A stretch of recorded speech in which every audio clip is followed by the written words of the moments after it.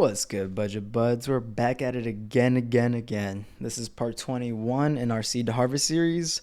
We're going pretty ham. We got two photos left. We got the violet vortex and we got the blueberry cupcake. We recently showed you two new stars. That's going to be the star of season 2. It's going to be a speedrun seeds mystery bean, and the other one will be a mimosa cross with Hawaiian diamonds. It's a cross I made, and we're going to grow her out. We just transplanted in the last episode. She was sick, and you guys will get to see her rebound really quickly. Like, if you do everything right when your plant is hurt, you can get it to recover within, like, days. Like, 1 or 2 days of difference is dramatic. If you fix everything, it just rebounds. So we transplanted her, and we gave her a foliar feed. She's going to turn green, like, immediately, pretty much, so.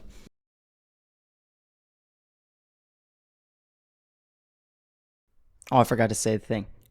Let's get into the video. Alrighty, so that's the speedrun seeds mystery bean. Here's a half-gallon of water. She's pretty big now. This is roughly day 20 something. I'll tell you the exact day on the bottom of the screen with a little edit.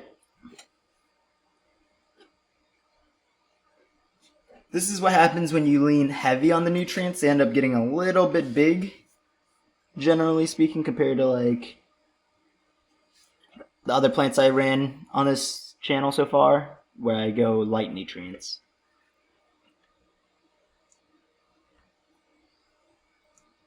Because the first season I wanted to show you guys what it's like to grow with whatever you can find around you.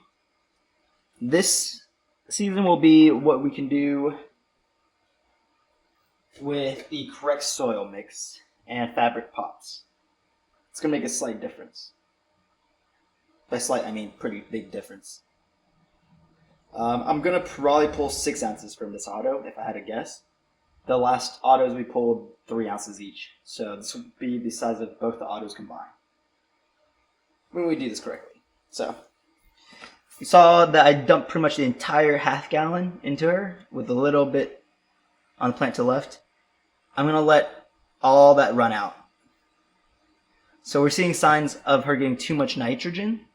One great thing about nitrogen is it's water soluble, meaning that if we water enough, feed enough water, and it runs through, it'll carry out the nitrogen into the water, and it'll leach it in there and lower the total supply of nitrogen in the soil.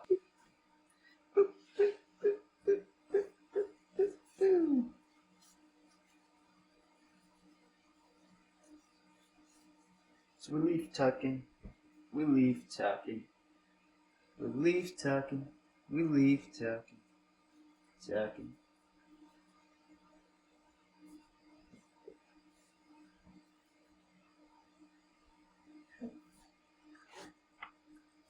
Yep. One big thing I want you guys to notice is with proper nutrients and enough air circulation in the root system for cellular respiration, your autos can get pretty big. Those are pretty big. Pretty big for the day. She was a small, tiny little baby plant when she was much larger. But she's also getting trained very properly now. We use these little clothes hangers to even out the heights. You can adjust it on a day-to-day basis to maintain height. This guy's a little bit tall. You might need to come out and be your own. You might be your own thing out here like this. And don't be afraid to super crop. You can grab these little branches and bend them pretty hard. So let me get those out the way so you can see better. Yep, I don't mind pretty much bending her all the way to the side like that. Boop. Probably need some more clothes hangers to get a better shape, but so far they're pretty even, and she's pretty even. I've not topped these plants. These plants have not been topped. I'm just training them using high stress training techniques and high light intensity. So, oh, this plant was topped. Yeah, this one was top. That's where the topping was. But the auto has not been topped. That'd be the top of the plant. Yeah. The structure is mainly from training, though. Because if I didn't train them, these two branches that were the main tops would be here in the middle, and it'd be really tall. But we've changed it structure. And she's getting healthier. Greener and greener every day. Give her a couple more days. We'll be back. Alrighty, we're going to do a quick little video on feeding these plants. Get that in the right spot real quick. Hold up. Bam. Alrighty.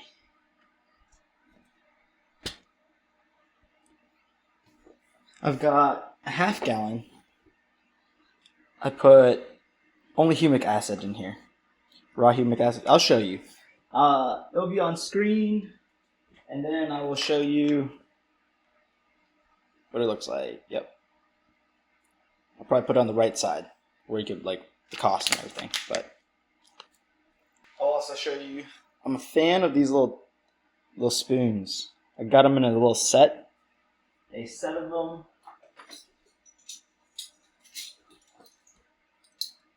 Looks something like this. I don't even know if those are the right size for that. That seems right. That seems right. Bam. I think this the left or right. Alright, yeah, but they're all magnetic.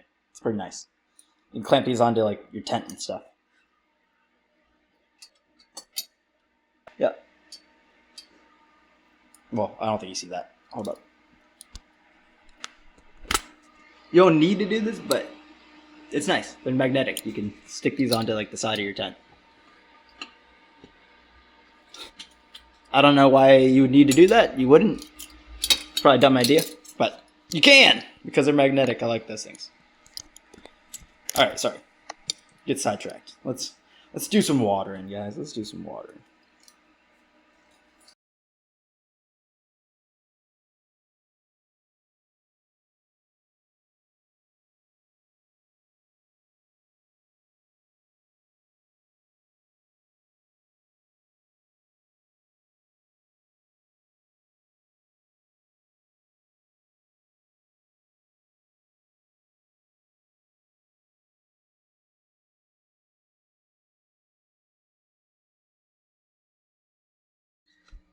Good morning, budget fam. Time to check on the plants. Alrighty, so I told you the plant on the left was getting better. Was I right or was I right? Was I right or was I right? Alright, so these are getting a much more luscious green. We've got those yellow leaves still in the middle. They're probably never going to fully recover. We'll remove anything with those little weird spots on it probably in the next couple days. But told you she'd recover. When you have like transplant shock and moving it to a new environment, it's got to take some time to recover. And it's going to look bad for like a couple days, but it's real easy to fix as long as you give her roots enough room, give her enough food, and you get the humidity up to roughly, looks like 60 is where she's happy. But that's the speedrun seeds. I believe this is day 28? 28, maybe? I'll have to look it up just to double check. Let's look for early signs of pre-flower pistils. We're not seeing any pre-flower pistils, which is a good sign.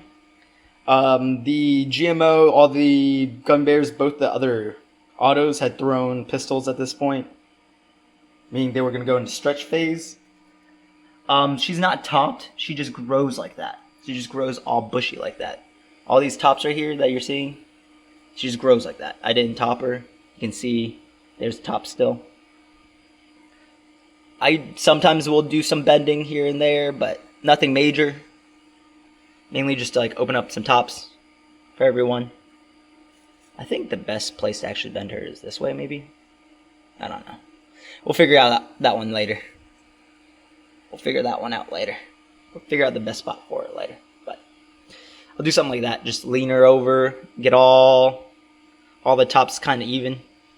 This is going to be the largest auto we've grown on this channel, probably. I don't know if it's going to be the largest auto I've ever grown, but I'm giving her a little bit more nutrients than the rest of these. And it's also in a fabric pot. At this point, I've got so much bud to smoke that I will not smoke at all already. I'm not a heavy smoker. I probably smoke maybe like 2 grams a day. Well, that's heavy for some people, but like for most growers, content creators, YouTubers, they're dabbing like 1 gram a day or more. So I'm barely smoking 2. This is going to be a lot for me. I'm going to try to cook most of it probably, or end up having to give some away. Because it's legal to grow 4 plants, and it's legal to give away up to 1 ounce. So I might have to give away some of this stuff. Here, we'll do one little side shot of the pretty girl. Yeah, that's an auto. I'm going to have to probably feed her quite a bit of water. The dark green tips, the clawing, is still going on, but it's much better. Much, much, much better. So, any of those, I'm going to continue leaf tucking. So that's leaf tucking for you. You grab the large fan leaves that are in the way. You kind of just push them downward until it tucks under all the other stuff. You continue to do this everywhere you want. Anywhere you see a large fan leaf, like this is a large fan leaf, you probably push that down a little bit. And when you do that, you'll probably expose some bud sites like that. Simple. Easy. A lot of times you'll have to push straight down. You can also turn the leaf. So like you see how this leaf is flat like this? If you turn it like this, sideways, you end up getting a lot more space. But they'll bounce right back. Those are going to all bounce back in probably 1 hour. I told you this guy was going to get greener. I'm going to give her one last foliar spray of CalMag, and then I'll flood the tent. Let any nitrogen from here run over to here so she gets enough nutrients. But I'll be back. Alrighty. Budget fam, we're about to do a little test nuggie. Isn't it funny? You were just growing on a plant like right here the other day. And now 2 weeks later, I'm about to smoke. Already, I'm back to give her a little bit of a CalMag foliar spray. We're talking about it. So this water bottle will contain roughly 1 milliliter, like between half and 1 milliliter. Since this is a half liter, you roughly want to do up to 10 milliliters per gallon, or between 5 and 10. That's usually what I would do. I'm going to use this and spray it onto the plant. All I did was I poked a hole into the top of the bottle. Right there. And you can do that with a pen, pencil, really anything. But let's focus back on the plant. And whenever you spray this, it creates like a fine mist. So that way I can kind of mist my plant from afar.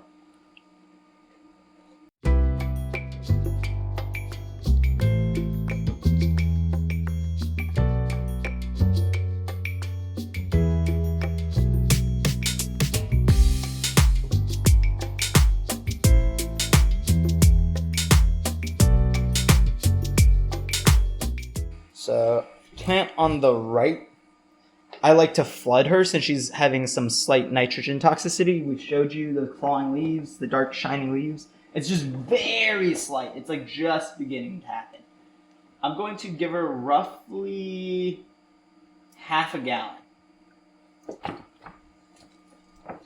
All at once. What this does is it can cause channeling, which is the water running straight through the medium and down into the bottom of the pot and leaking out, rather than being uptaken. I'm purposefully doing this because I'm trying to leach out some of the nitrogen. We've done this for roughly like 3 days now. This would be the 4th day. She's taking slightly more than a half gallon to leach out. So that's both a good sign and a bad sign. Good sign because that means she's drinking a lot. Bad sign means we're going to have to water more.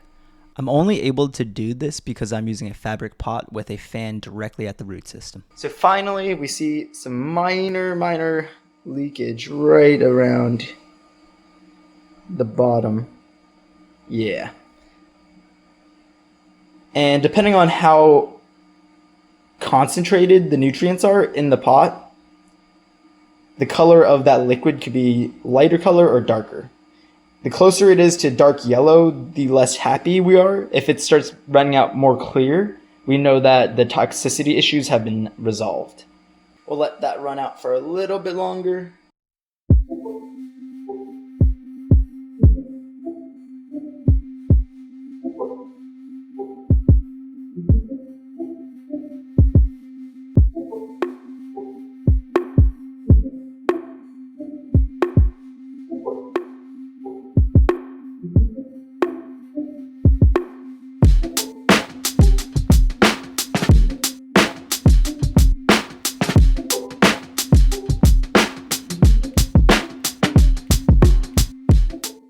I'd suggest you using the CalMag spray.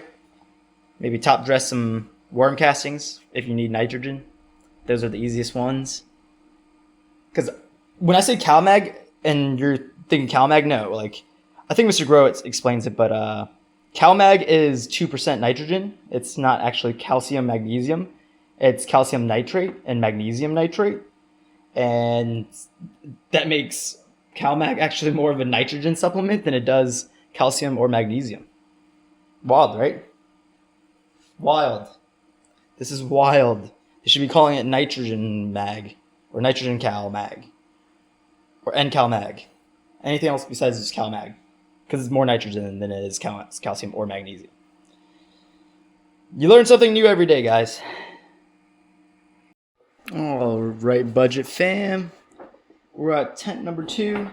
I've already explained that there's a big pile of dead leaves that indicate these plants are hungry, but they're at the end of flower at this point, and I'm going to starve them out.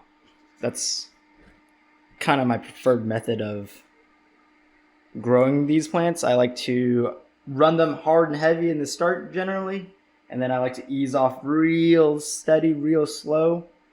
So right now, in order to get them to finish flowering, the plant on the left is so far off and already has, let me find a leaf.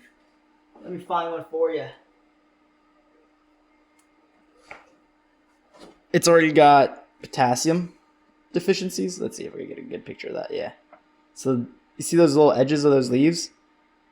That's a sign of potassium deficiency. And also the color is kind of light green, so it could use some more nitrogen as well. This is happening all over the bottom of the plant. This happens on this plant as well. Let me see if I can find one for you on here. Yep, there's one kind of large and in charge in the back. Yep.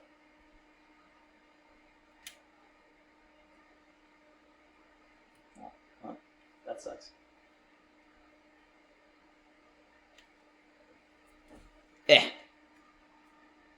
Oop. Also, the same brown edges on the side.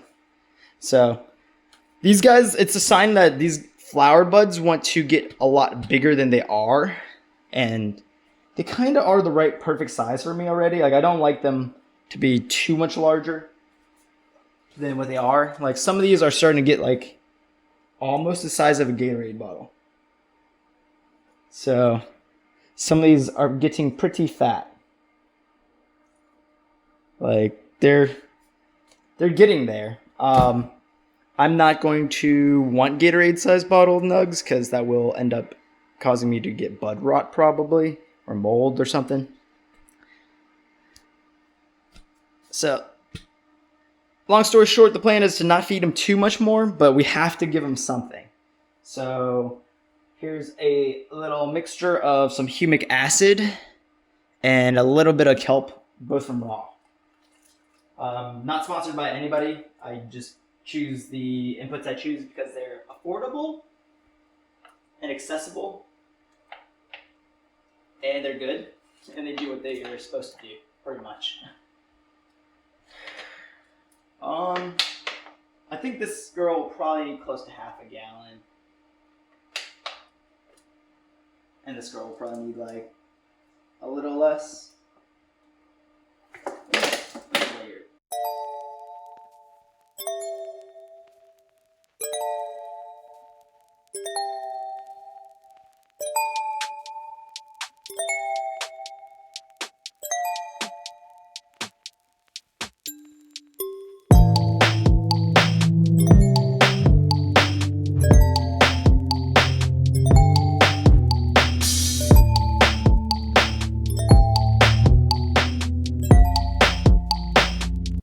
Thanks for sticking it out for the entirety of the video. This is the last bit of the season 1. We got to wrap up a little bit, and then we're going to be on to season 2. All right, I'll see you guys.